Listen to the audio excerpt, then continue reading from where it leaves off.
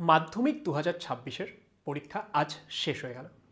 মাধ্যমিক ২০২৬ তোমাদের জীবনের প্রথম বড় পরীক্ষা, যার জন্য তোমরা লাস্ট ১ বছরেরও বেশি সময় ধরে কিন্তু পড়াশোনা করে চলেছ।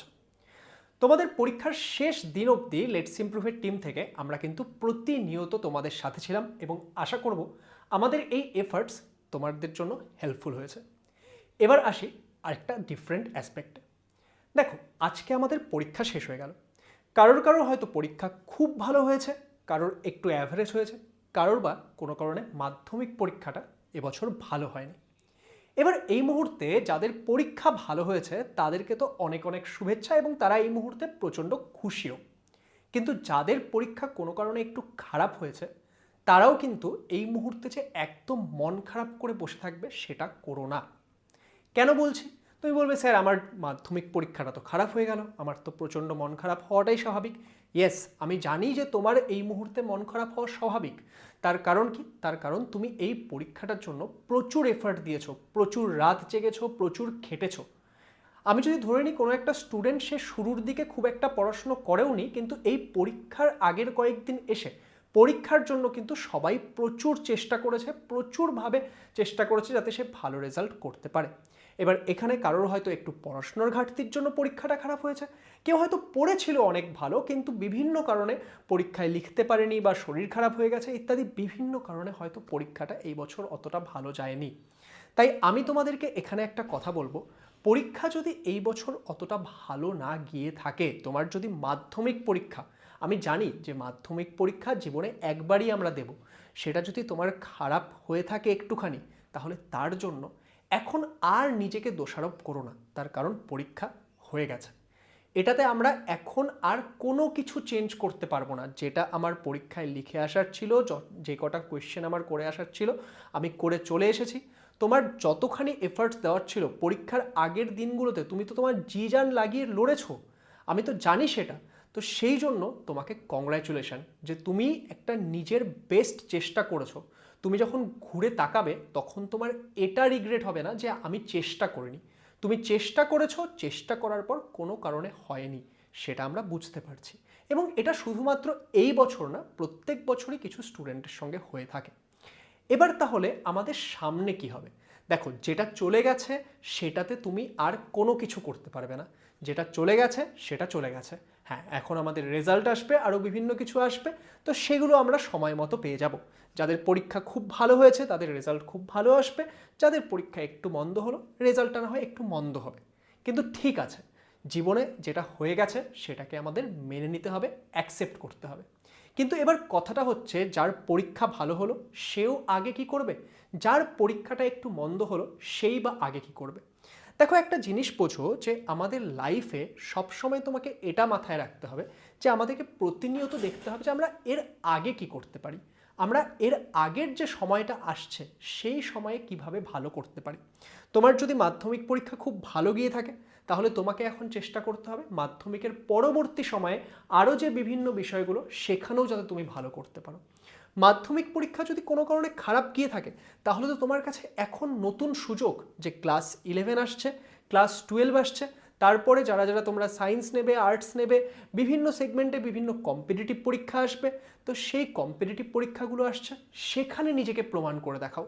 হতে পারে যে তুমি খুব ভালো করে পড়াশোনা করেছিলে কিন্তু কোনো একটা বিষয়ে বা কোনো একটা কারণে হয়তো মাধ্যমিক পরীক্ষাটা অতটা মনমতো হয়ে ওঠেনি, বা কোনো কারণে হয়তো মাধ্যমিক পরীক্ষার প্রিপারেশনে তোমার একটু ঘাটতি হয়েছিল, সেটা তুমি পরীক্ষার হলে গিয়ে বুঝতে পেরেছো, ইস আরেকটু যদি পড়তাম। তাহলে সেই যে ইস আরেকটু যাতে পড়তাম সেটা যাতে পরবর্তী ক্লাসগুলোতেও না থাকে। এখন তোমরা ক্লাস 11-এ উঠছো, ক্লাস 11-এ যাতে প্রপার গাইডেন্স পাও, যেরকম তোমরা ক্লাস 10-এ লেটস ইমপ্রুভ 9-10-এর সঙ্গে যুক্ত ছিলে, আমাদের লেটস ইমপ্রুভ চ্যানেল এবং লেটস ইমপ্রুভ 11-12 চ্যানেলটাকে এক্ষুনি সাবস্ক্রাইব করে নাও, ঠিক আছে?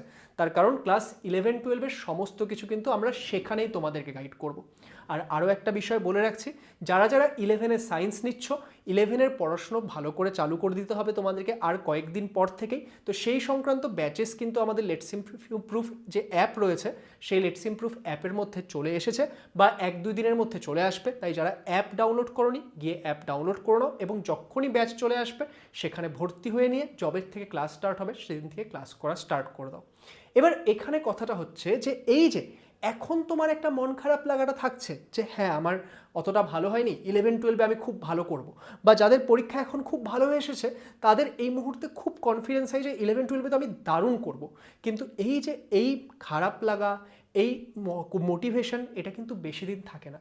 কি থাকে? থাকে হচ্ছে মনের ইচ্ছাটা। তোমার যদি ইচ্ছা থাকে যে হ্যাঁ আমি এটা করব, এটা আমি করে দেখাবো, তোমার মধ্যে যদি একটা জেদ থাকে যে হ্যাঁ আমি ক্লাস 10-এ ভালো করেছি, 11-এও ভালো করব, 12-এও ভালো করব, আপকামিং সমস্ত কিছুতে ভালো করব, আমি ভালো করে দেখাবো। আর যদি কারোর এরকম হয় যে না 10টা অতটা ভালো যায়নি কিন্তু আপকামিং যে 11-12 সেখানে আমি নিজেকে প্রমাণ করে দেখাবো, সেই জেদটা মনের মধ্যে থাকতে হবে। যদি সেই জেদটা তোমার মনের মধ্যে থাকে তাহলে কিন্তু তুমি এটাকে একটা লং টার্মে নিয়ে যেতে পারবে।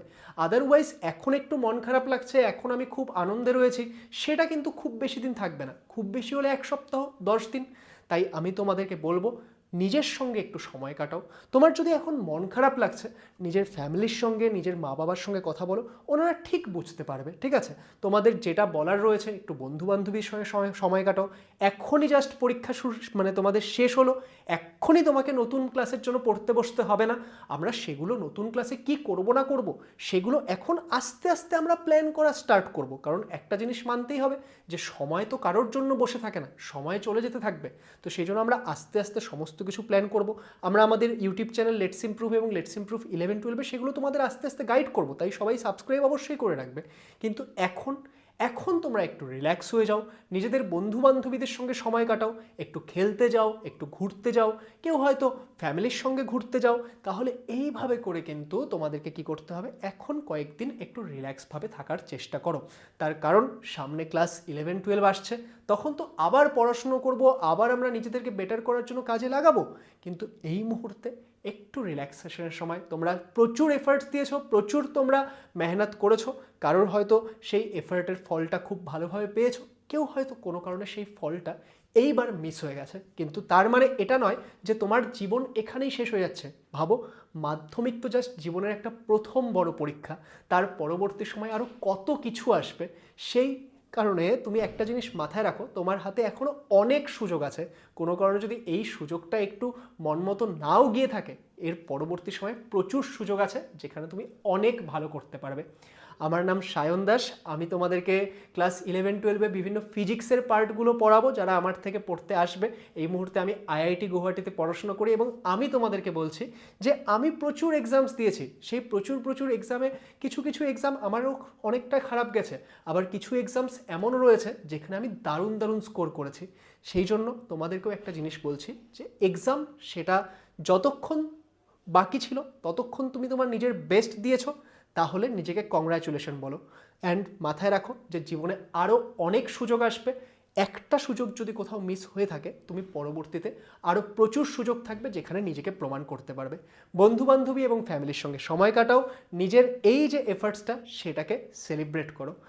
আপকামিং কয়েকদিন একটু রিল্যাক্সভাবে থাকো, তারপর 11-12 কীভাবে স্টার্ট করতে হবে, 11-এর কীভাবে কী হবে না হবে, কোন বই কিনবে, কীভাবে পড়া স্টার্ট করবে, সমস্ত কিছু তোমরা জেনে যাবে। তাই চলো, অল দ্য বেস্ট সবাইকে, সবাই ভালো থেকো এবং দেখা হবে খুব তাড়াতাড়ি।